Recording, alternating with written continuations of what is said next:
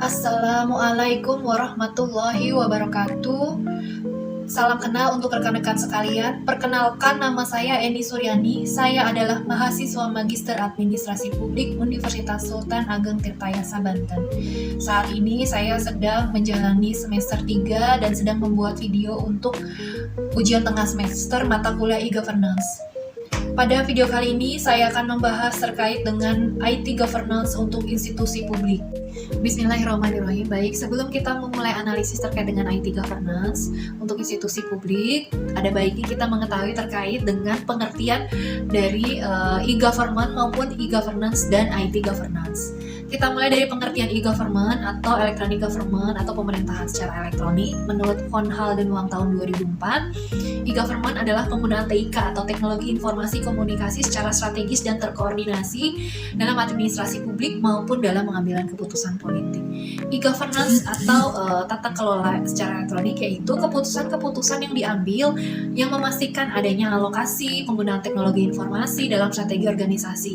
Pengertian tersebut menurut Weil dan Rose tahun 2004.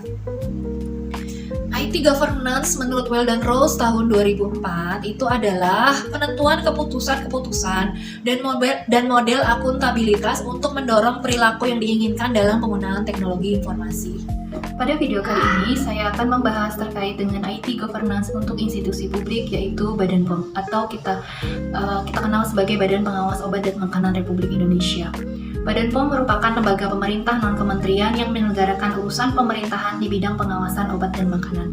Badan POM berada di bawah dan bertanggung jawab langsung kepada Presiden serta dalam penyelenggaraan kesehariannya berkoordinasi dengan menteri yang menyelenggarakan urusan di bidang kesehatan.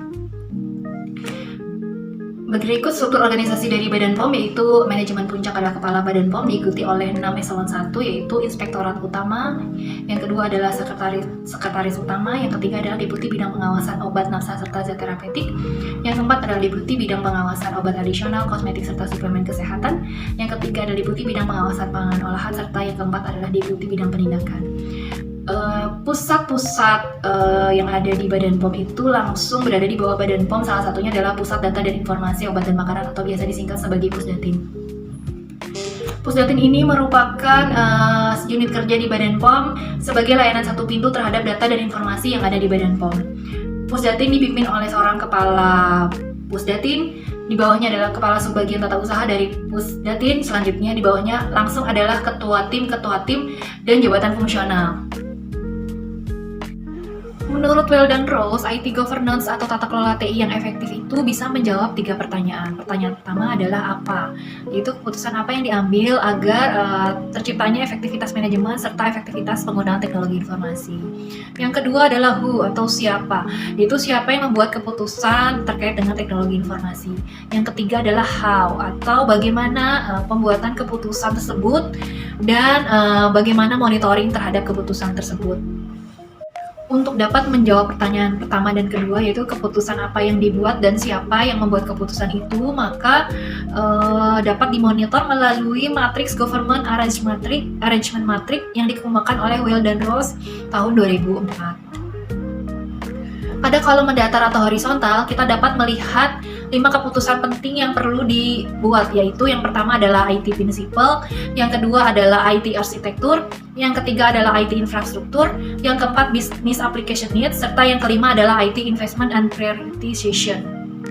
Kita mulai kupas dari yang pertama yaitu IT Principle. IT Principle ini merupakan suatu pernyataan top level manajemen tentang bagaimana TI ini digunakan dalam bisnis organisasi.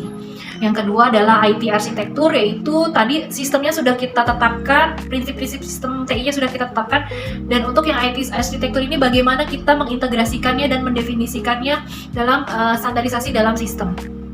Yang ketiga adalah IT Infrastruktur atau menentukan layanan yang digunakan secara bersamaan atau share service.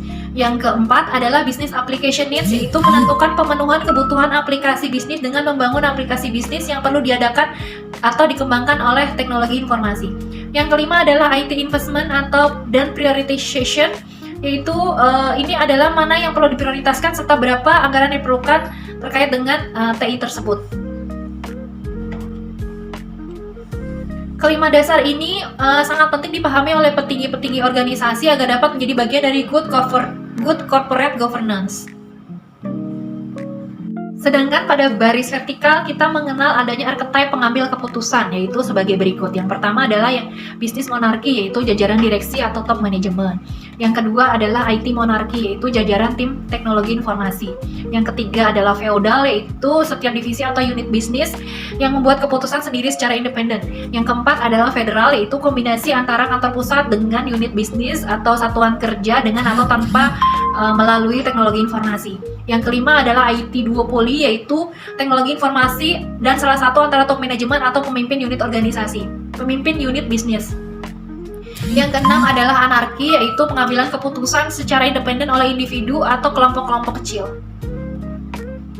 Setelah diketahui siapa dan apa, kemudian ditentukan isi dari koordinat pertemuan apa dan siapa yang diisi pada kolom how atau input dan decision.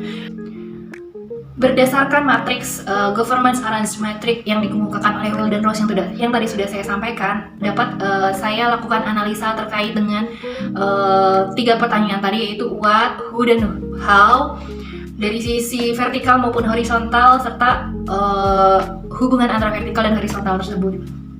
Kita mulai dari bagian horizontalnya, yaitu IT decision atau keputusan terkait dengan teknologi informasi. Yang pertama adalah IT principle atau prinsip-prinsip IT. Inputnya di sini adalah Pusdatin yang menggambarkan IT monarki, sedangkan decisionnya adalah Kepala Badan POM selaku manajemen puncak. Untuk IT arsitektur, inputnya adalah dari Pusdatin dan decision maker-nya adalah dari Kepala Pusdatin. Untuk IT infrastruktur, begitu pula untuk inputnya adalah dari Pusdatin dan decision-nya adalah Kepala Pusdatin. Untuk business application needs, inputnya adalah dari masing-masing unit kerja atau masing-masing satuan kerja, dengan decision-nya adalah Kepala Pusdatin ataupun Kepala Biro Perencanaan dan Keuangan selaku PIC untuk perencanaan dan keuangan di Badan POM, serta Kepala Biro Hukum dan Organisasi selaku PIC untuk urusan ketatalaksanaan di Badan POM. Untuk IT investment dan prioritization, inputnya adalah dari Pusdatin serta decision-nya adalah Kepala Badan POM.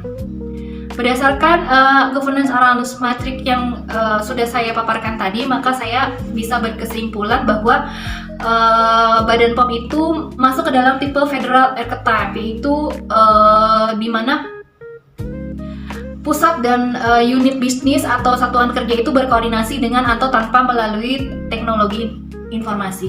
Demikian yang bisa saya sampaikan terkait dengan IT governance untuk institusi publik yang telah saya uraikan sebelumnya. Semoga bermanfaat. Wabillahi taufik wal hidayah. Wassalamualaikum warahmatullahi wabarakatuh.